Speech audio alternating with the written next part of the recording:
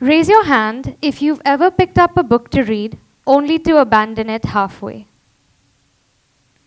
Honestly, so have I, and I am a writer by trade. We live in this age of digital distractions, and so if you are someone that has picked up a book but were unable to finish it, you're not alone. So today I want to talk to you about reading and the impact of reading. Now, quite frankly, we all know that reading is a good habit to have. It's something we should all do. And I'm not here to tell you what you already know. But what I am saying is that reading is no longer a habit. In fact, it's an exercise. And like all exercises, it rewards our body and our mind. Reading can only help us if we do it often enough. So as I was saying earlier, I am a writer, which means that I am a 26-year-old adult and I still live with my parents, which isn't so unusual in our culture or in our economy. But what I have learned is that even when we don't have the power to be as financially independent as we want to be, it's still important to think independently. Sometimes our proximity to our loved ones, both in the professional and personal space, can blanket our ability to make our own decisions, think for ourselves, and form our own opinions. So what does thinking independently have to do with reading? A lot. I find that every time I read a book, I am able to experience the world from another person's point of view, compare that point of view with my own, and in this process, learn something new. When I was studying how to be a writer in a small college in New York, I had the opportunity to read a lot of books. Of course, there can never be any writing without reading, so I was only happy to do so.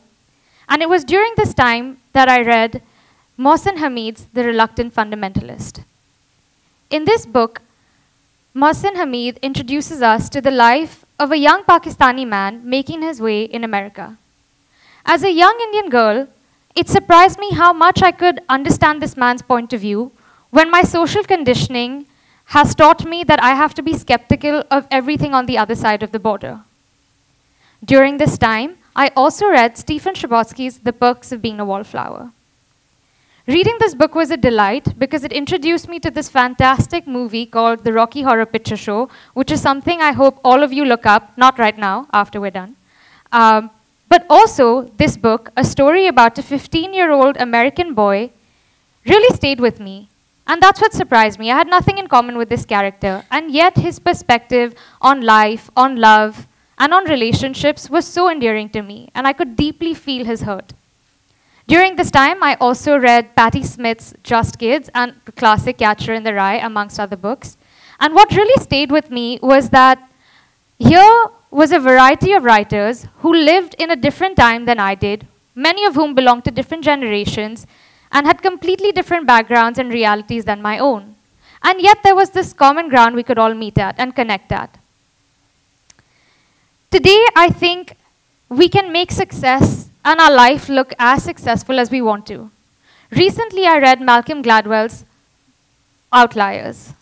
And in this book, Gladwell shows us what success really is and how success isn't always dependent on obvious factors such as talent and opportunity. In fact, success can also be dependent on less obvious factors. And since we live in this time where we can each make our lives look as fantastic and successful as we want, it's interesting to note that we get to decide what we want to show to the world, where we're eating, where we're going, who we're hanging out with. But this creates a false sense of reality. I think I was from the last generation that grew up without social media and a cell phone. I didn't have a cell phone until I was in high school, and Instagram only launched in my last year of college when I was 21. Now, this may be shocking because I think I still look like I'm 21. The secret to that is that I do a lot of face masks, but that is a whole separate TED talk in itself. But even before social media came around, I remember being this awkward child, and I would run up to the library every lunch break in grade 7. I would run up to the library every lunch break because, as you can imagine, I was quite popular. But what that time gave me was a healthy attention span, something that I think kids today just cannot access, because our attention span is constantly being stretched in so many different directions. There's Netflix, iPads, drones flying around in the sky, and God knows what else. So what this healthy attention span gave me was the ability to finish reading a book, even if I had read a better book before that one. And this is why I realized that reading is in fact an exercise because it is an active experience. So let's try this together. Consider you're reading a book and there's a line that goes, "An attractive man walks down the street." Think about this for a few seconds. For each of us, that attractive man could look different. For one person, an attractive man could be someone with a stubble, slightly rugged, and a pair of ripped jeans. For somebody else, an attractive man could be someone clean-shaven in a suit. Even the street can look different for each of us. For some people, the street could be a beautiful cobblestone sidewalk in Europe. For a Bombay girl like myself, a street is often a very crowded place with pan stains everywhere. But if we were to see the same scene, an attractive man walks down the street, on film, on screen, there's no doubt in my mind that we'd all have the same experience. We'd all look at the same man, and we'd all look at the same street. This is because reading is active, but seeing is simply observing, which is passive.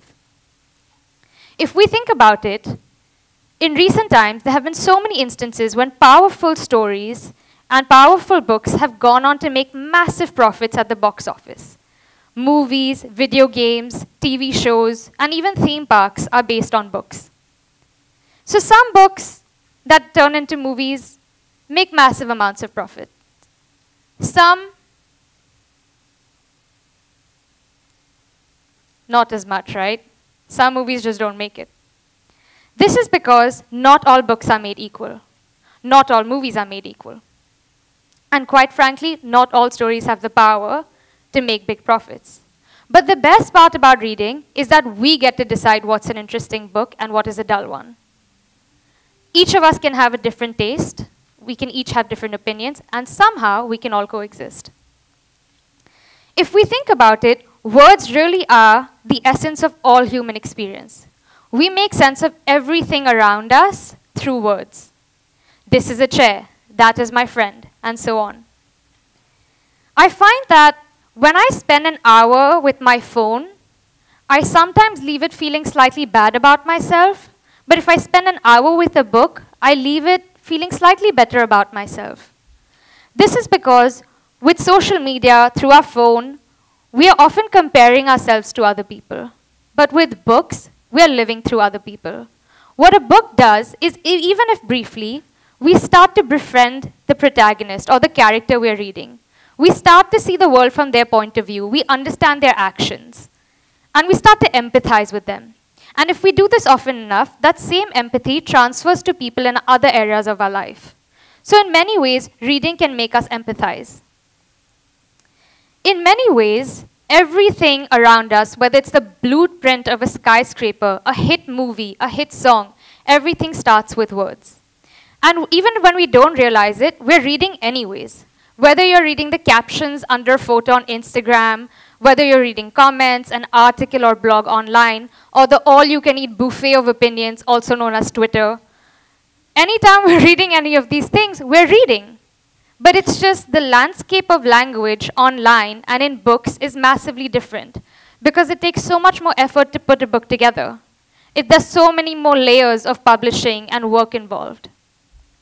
Which is why all I want to simply remind you this morning is that even when it seems like an exercise, we must push ourselves to read, because when we do, it expands the boundaries of what we know, of who we are, and what we can do. It helps us memorize better, empathize with people, and it ignites our imagination and mobilizes our mind. So I hope that you will read more. Thank you for your time.